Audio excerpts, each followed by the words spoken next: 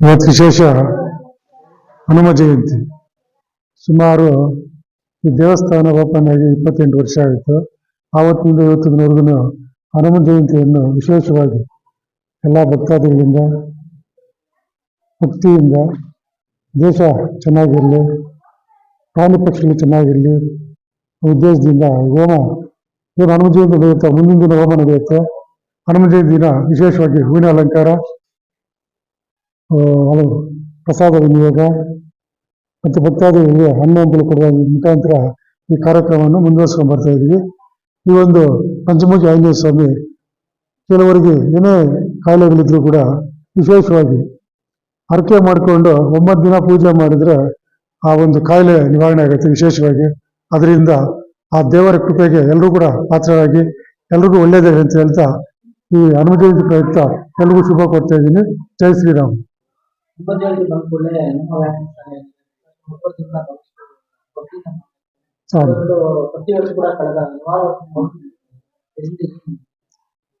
ಇದು ಸುಮಾರು 100 ವರ್ಷದಿಂದ ನಡೀತಾ ಇದೆ. ಪ್ರಥಮಶಾಲೆ ಅನ್ನೋದು ಮೇಸ್ತ್ರಿ ವೆಂಕಟಪ್ಪ ಅನ್ನೋರಿಂದ ಸ್ಟಾರ್ಟ್ ಆಗಿದ್ದು. ಅವ್ರ ನಂತರ ಮತ್ತೆ ಗಡಿ ರಾಮಯ್ಯನವರು ಶುರು ಮಾಡಿದ್ರು. ಮತ್ತೆ ಅವ್ರ ನಂತರ ಎಂ ಕೃಷ್ಣಪ್ಪನವರು. ಅದ್ರ ಜೊತೆಗೆ ಎಲ್ಲ ಶಿಷ್ಯರಿಂದ ಸೇರ್ಕೊಂಡು ಈ ಪೂಜಾ ಕಾರ್ಯಕ್ರಮಗಳನ್ನು ನೆರವೇರಿಸ್ಕೊಂಡ್ ಬರ್ತೀವಿ. ಏನು ಇದು ಸ್ವಾರ್ಥ ಏನಿಲ್ಲ ಇದರಲ್ಲಿ. ಎಲ್ಲ ದೇಶ ಸುಭಿಕ್ಷವಾಗಿರ್ಲಿ, ಎಲ್ಲ ಜನತೆಗೂ ಆರೋಗ್ಯ ಸಿಗ್ಲಿ, ಒಳ್ಳೇದಾಗಲಿ ಅನ್ನೋ ಉದ್ದೇಶದಿಂದ ಮಾಡ್ತಾ ಇದ್ದೀವಿ.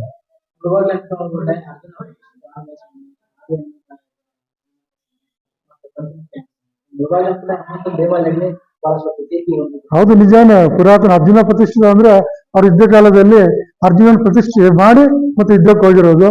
ಮತ್ತೆ ಗಣಪತಿ ಕೂಡ್ಮಲೆ ಗಣಪತಿ ಇದೆ, ಅದು ಅಷ್ಟೇ. ಯಾರೇ ರಾಜಕೀಯಕ್ಕೆ ಬಂದ್ರು ಕೂಡ ಒಳ್ಳೇದಾಗಿ ಬಂದ್ರೆ ಫಸ್ಟ್ ಕೂಡ್ಮಲೆಗೆ ಬರ್ತಾರೆ, ಅಲ್ಲಿ ಪೂಜೆ ಮಾಡಿ ಮುಂದಕ್ಕೆ ಹೋಗ್ತಾರೆ. ಅವರೆಲ್ಲ ಒಳ್ಳೇದಾಗಿದೆ. ಅದು ವಿಶೇಷವಾಗಿ ಮುಳಬಾಗಿಲದು ಪ್ರತೀತಿ ಇದೆ. ಆದಿ ಹನುಮಂತಯ್ಯ ಸ್ವಾಮಿ ಕೂಡ ಹಳೆ ಕಾಲದ್ದೇನೆ. ಅದು ವಿಶೇಷವಾಗಿ ಪೂಜೆ ಅಲ್ಲಿ ನಡೀತಾ ಇದೆ, ಅಲ್ಲೂ ಚೆನ್ನಾಗಿ ಮಾಡ್ತಾ ಇದ್ದಾರೆ. ದೇವರ ಕಾರ್ಯಕ್ರಮದಲ್ಲಿ ಎಲ್ಲರೂ ಕೂಡ ಇವಾಗ ಎಚ್ಚೆತ್ತುಕೊಂಡಿದ್ದಾರೆ.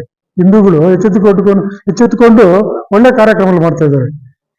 ಯಾವುದು ಅಡೆತಡೆ ಇರ್ದಿರಾ ದೇಶ ಸುಭಿಕ್ಷವಾಗಿರ್ಲಿ, ಮಳೆ ಆಗಲಿ, ಬೆಳೆ ಬೆಳೀಲಿ ಅಂತ ಹೇಳ್ಬಿಟ್ಟು ದೇವರಲ್ಲಿ ಪ್ರಾರ್ಥನೆ ಮಾಡ್ತೀವಿ.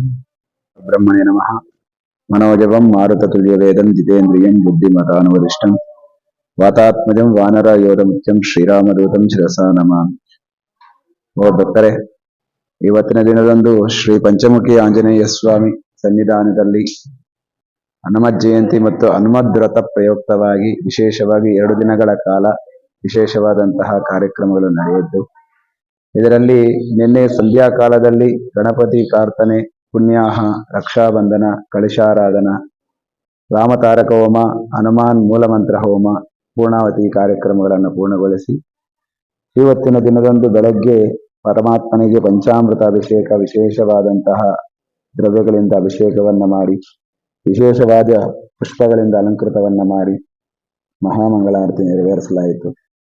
ಈ ಒಂದು ಮಹೋತ್ಸವಕ್ಕೆ ಸಮಸ್ತವಾದಂತಹ ಭಕ್ತ ಮಹಾಶಯರೆಲ್ಲ ಆಗಮಿಸಿ ಪರಮಾತ್ಮನ ಒಂದು ಪ್ರಸಾದವನ್ನು ಸ್ವೀಕರಿಸಿ ಈ ಒಂದು ಕಾರ್ಯಕ್ರಮವನ್ನು ಯಶಸ್ವಿಯನ್ನಾಗಿ ಮಾಡಿದ್ದಾರೆ.